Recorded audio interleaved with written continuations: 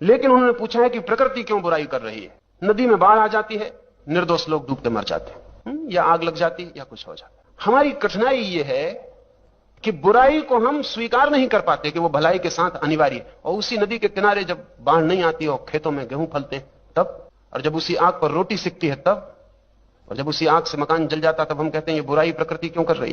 लेकिन आपको पता है कि अगर प्रकृति ऐसा इंतजाम कर दे कि आग जला ना सके तो आग से जो भलाई होती है वो भी नहीं हो सकेगी। और प्रकृति ऐसा इंतजाम कर दे कि नदी में पानी ना आए तो फिर ठीक है, फिर भलाई भी नहीं होगी, बुराई भी नहीं होगी। हमारी कठिनाई यह है कि हम अपने को जगत के केंद्र में रख के सोचते हैं कि हमारे हित में जो हो रहा है वो भलाई और हमारे अहित में जो हो रहा है बुराई। लेकिन हम ये नहीं सोचते कि जिस कारण से हित हो रहा है उसी कारण से अहित होता है, और कारण को अगर हटाना है तो दोनों चीजें बंद हो जाएंगी। जब मैं किसी को प्रेम करता हूं तो मुझे जान ही लेना चाहिए कि प्रेम टूट भी सकता है, टूटेगा ही। जो जुड़ता है वो टूटता है, जो बनता है वो मिटता है। जब मैं एक बेटे को जन्म देता हूं और बैंड बाजे बजाता हूं तो मुझे घर में अर्थी भी तैयार कर लेनी चाहिए, क्योंकि कल अर्थी भी उठेगी ही। जो जन्मता है वो मरता है। लेकिन जिसने बैंड बाजे खूब बजाए और अर्थी को बिल्कुल भूल गया, वो छाती पीट के कल रोएगा कि बड़ी बुराई हो रही जगत में। आदमी मरता क्यों है, वो कभी नहीं पूछता कि आदमी जन्मता क्यों।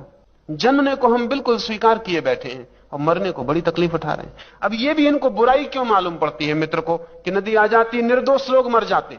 इनका मतलब यह कि दोषी मरे तो चलेगा। दोषी कौन है? जिसने आपकी पार्टी को वोट नहीं दिया।